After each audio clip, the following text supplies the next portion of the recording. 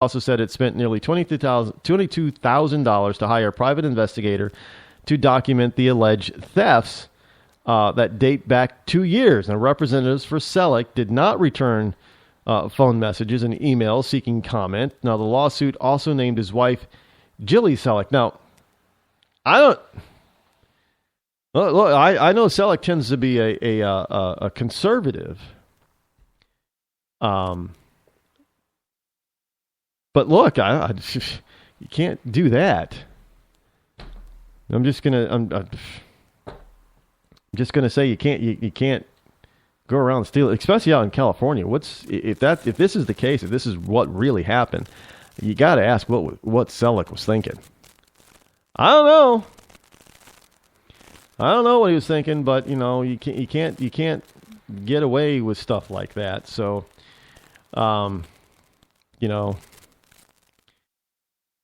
it is what it is. Don't steal water. But you can steal land. Yes, you can steal land. This is from the WashingtonTimes.com. So you can't steal water, but you can steal land. What is happening here is the GOP slams Obama's latest land grab. Now, top Republicans earlier today accused President Obama of a surreptitious land grab after the administration claimed more than 1 million acres in California, Texas, and Nevada, designating the land as new national monuments. President Obama formally designated the land Friday afternoon as national monuments. Now, one of the greatest legacies of this incredible country is our national parks and national monuments. It is something that we pass on from generation to generation, the president said in brief comments in the Oval Office. With the move, President Obama has established or expanded 19 national monuments, taking 260 million acres of land and placing it under the control of the federal government. Now, critics say the administration simply wants to expand government control across the country. This land grab reveals that the Obama administration will stop at nothing to lock up more and more land with the stroke of a pen. Now, I condemn this shameful power move, which makes states and citizens fearful that the federal government can invade at any time to seize more land like bandits in the night, said Representative Rob Bishop of Utah, Republican and chairman of the House Natural Resources Committee. Now, how this decree impacts people and their livelihoods, including public safety, water rights, economic development, recreation, and grazing, should be handled by Congress before a designation, not after the fact. Once again, the Obama administration has put politics above people. Now Congress is left to fix the mess made by the White House. The new monuments are the Berryessa Snow Mountain in California, Berryessa, Berryessa, Snow Mountain in California, Waco Mammoth in Texas, a paleontological site including the remains of 24 Columbian mammoths, and the Basin and Range outside Las Vegas, Nevada. And the Basin and Range, the White House said, includes rock art dating back about 4,000 years. According to Obama, the economic benefits will come from Friday's move. What economic benefits? You're stealing land from people. And, well, that's never a good thing when you start taking people's land. And you know, I know it's kind of difficult to say or do or believe when such a thing happens, but you know, how do you deal with that when you have people who want to, take away your rights, I guess. I don't, well, it is what it is, folks. It really is what it is. I don't. If you're going, I know Teddy Roosevelt pretty much started this type of thing, over a century ago. When he was having, his little spat with Congress back in his day, and him being the outdoorsman of his day, he said a lot of he created pretty much our national park system and national monument system, and he said millions upon millions upon millions upon millions of acres for as public park and monument land to be enjoyed by the people of this country. But they were genuinely areas that needed some sort of genuine protection, like the Grand Canyon. So you couldn't put like a development, housing development on the Grand Canyon, which made sense. I get it. It made sense. So to keep stuff so future generations could also enjoy it.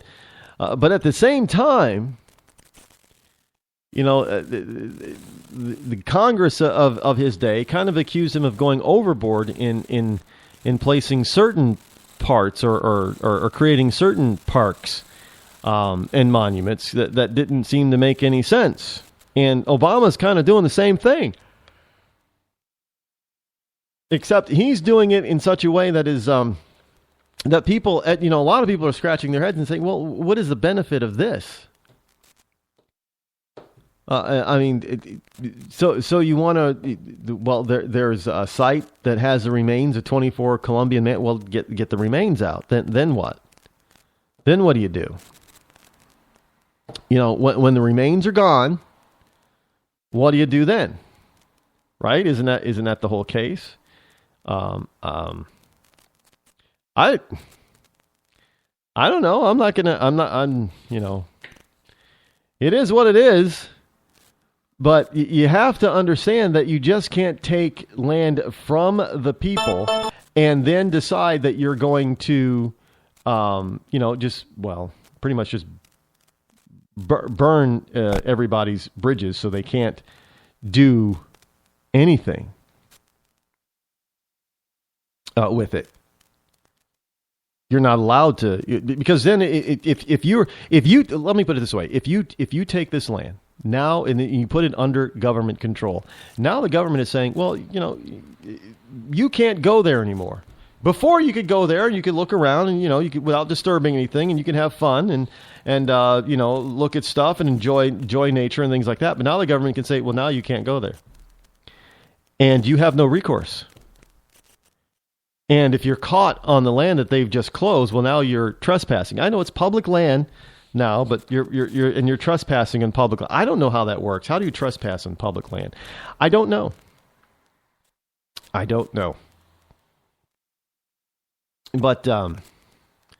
I don't know.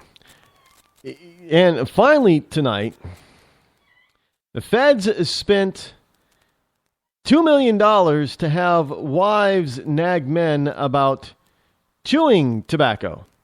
I kid you not. This is from the Washington Times as well. And I was a little set aback by this. Since 2012, the government has spent nearly $2 million on a campaign to get women to nag the men in their lives to quit using smokeless tobacco. I kid you not. The National Institutes of Health has sponsored a continuing grant for the Oregon Research Institute to evaluate an innovative approach that encourages male smokeless tobacco users to quit by enlisting the support of their wives or partners, both to lead smokeless tobacco users to engage in treatment and to help them sustain abstinence.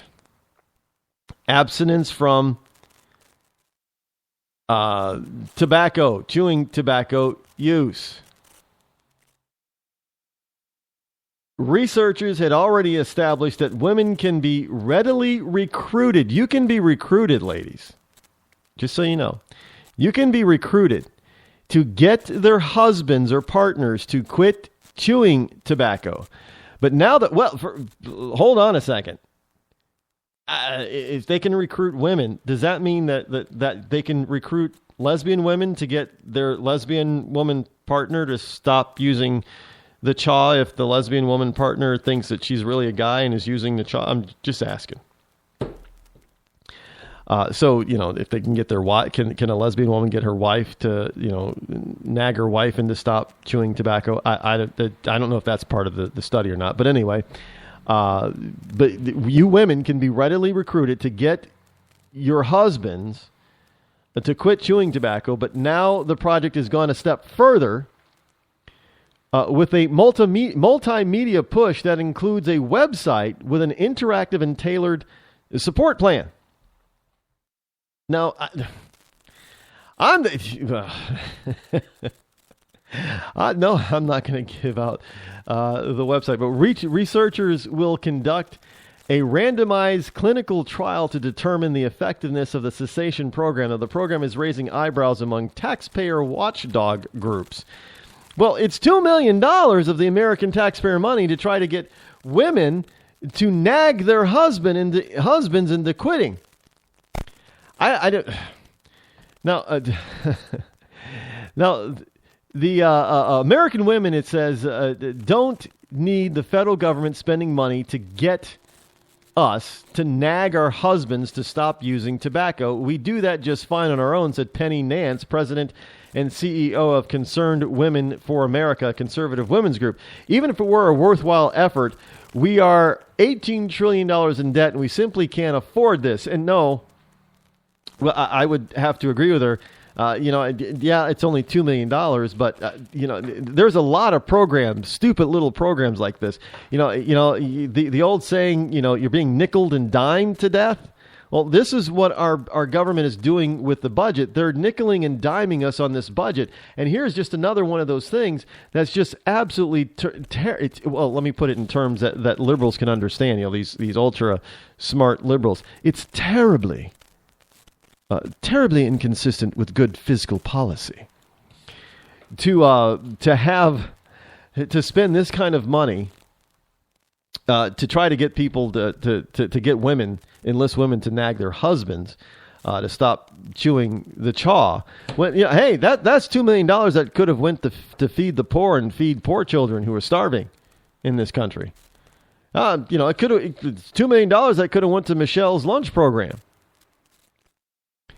To get people to eat more healthy. I'm just saying, we're always told about all this other stuff. We spend all this money on defense. That could go to help feed the hungry and clothe and house the poor. Well, here's $2 million that's being wasted that could go to putting people in houses and such.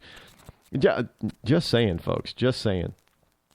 Well, it looks like we're at that time of the night and at that time of the week, folks, where we come to the end of both. But fear not, we'll be back. I won't be here on Monday or Tuesday or Wednesday, but Thursday we will be back. I'm Rod Eccles. This is the Rod Eccles Show. I'm out.